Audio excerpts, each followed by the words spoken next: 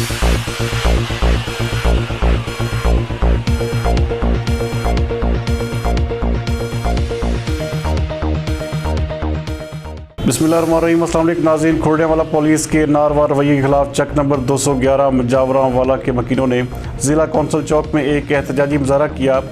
मुजाहरीन ने इस मौके पर ज़िला कौंसल चौक को मुकम्मल तौर पर ट्रैफिक के लिए बंद कर दिया।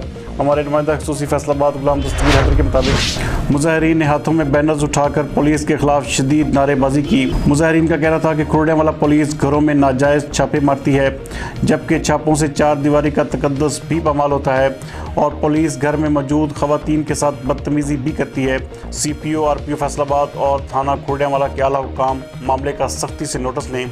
इस एहतजाज में मर्द और खवातीन की बड़ी तादाद भी शरीक थी।